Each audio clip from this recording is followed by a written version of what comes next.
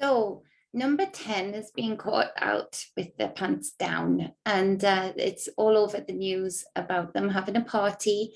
Everything that a lot of people like myself were stating over and over and over again. So while people were locking themselves down out of the fear that was projected out via number 10 was being completely arrogant and having not just one party, but let's face it, probably numerous parties and get-togethers that would have even broken their own rules.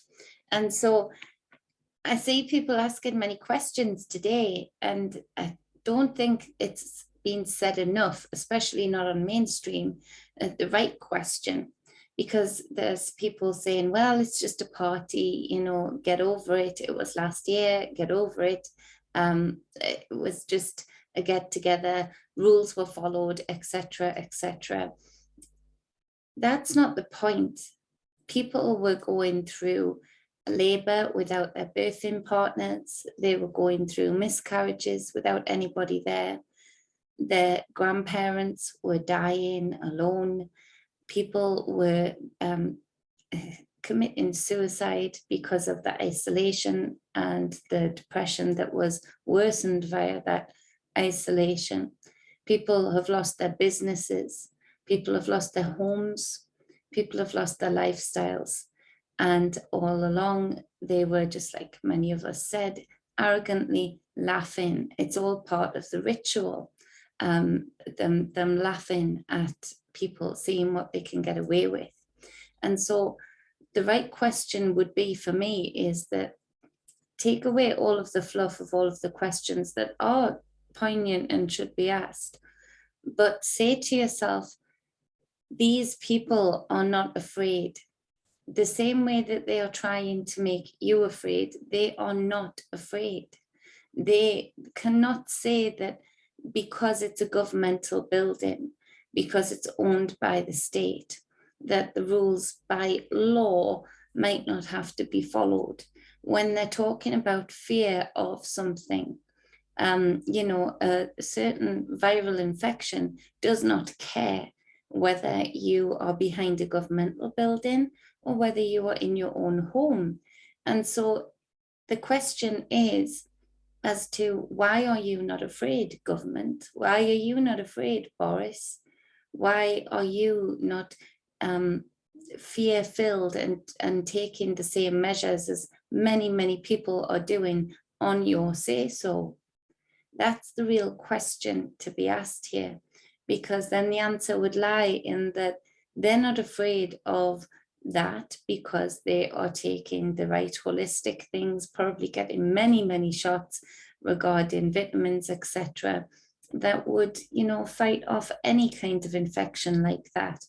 But also this fear tactic, like I said from the very start, predicted from the very start, there was always about getting the bioweapon in. And so it was very much about creating a narrative that then people would run with it. And unfortunately, many people did run with it and fall into that fear void that some are still struggling to get out of. So just look at this as a precursor to the parliamentary talk that Boris is supposed to give today, probably about now, about going to plan B, which would be the passports again, the lockdowns again, etc., etc., etc.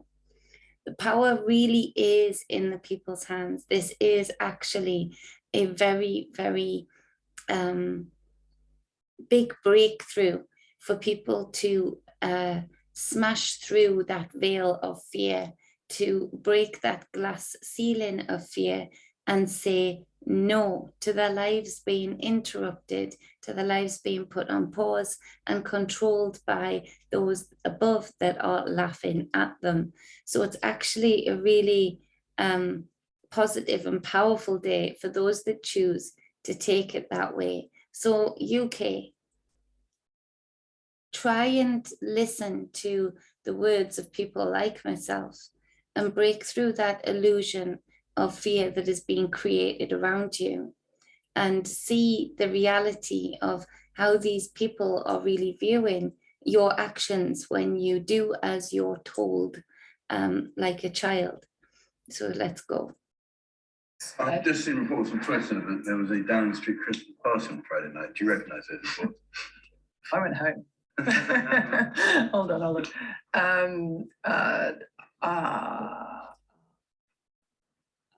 To condone having a Christmas.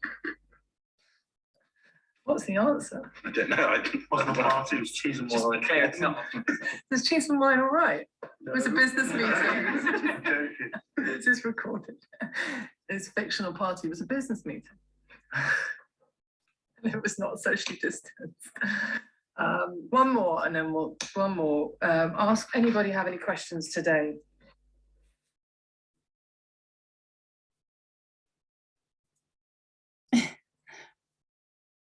Come on.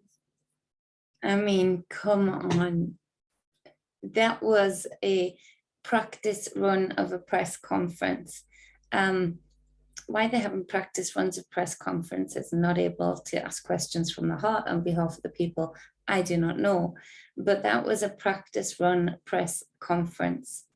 Today, this should be a huge story all over the papers that say they serve the people in being real journalists. And it has not been shown in a big way at all. Why? Because of the very people that are laughing at you there. A lot of them are the journalists that have worked on behalf of the government to instill fear, to put their spells out in their spelling of their words on their tabloids day after day after day, all while having a very jolly old time and laughing at the people that are actually doing what these people are projecting the narrative for them to do. So, you know, come on. This has got to break through some glass ceilings for some people. This has got to be a moment in time in history where people of the UK on every side of every coin just say no, a word that many of us have been taught not to say, taught as children not to say, taught as people pleasers not to say, taught as citizens under a corrupt and controlling government. Just say no.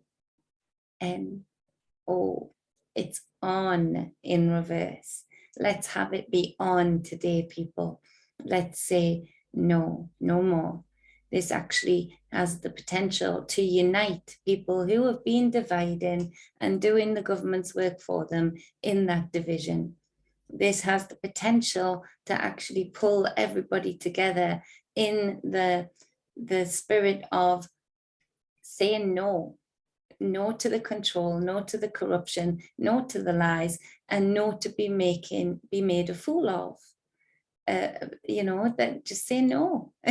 It's a great day for those that choose it to be so. So stand with me, stand with many others. And as Boris stands up there in his suit, being paid an exorbitant amount of money, living in luxury, and comes up with ridiculous excuses, no doubt, and comes up with the fear-mongering of the new, you know what, all of those things that he wants to spurt out.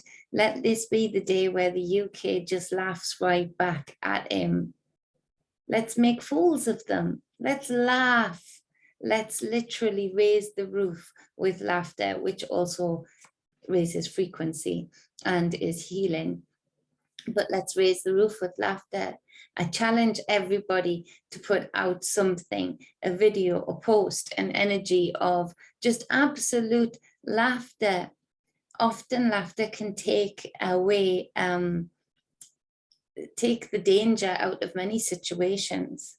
Can you imagine how freaked out somebody would be if they were holding a gun to you and you just started laughing? They would be freaked out. It will give you time to either get away or choose your next actions wisely.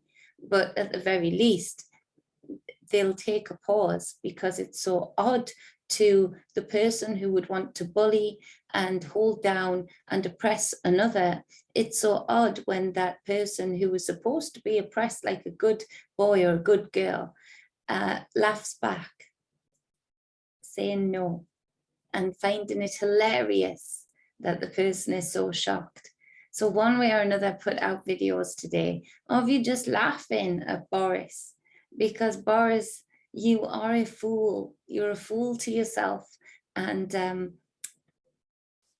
kudos to you for slipping up here, because I think this is a moment in time, a moment in history where the UK citizens will actually unite like they haven't been doing so, and say no and laugh while doing it. So make your plans, keep your plans, hold your businesses open, stand in solidarity to not have your life have another pause button put right over it. Enjoy your children, enjoy nature, enjoy communicating with one another face to face, give hugs, give smiles, all of the above and more. Much love, balance and wholeness, and good day to you. I love it when they slip up. Mwah.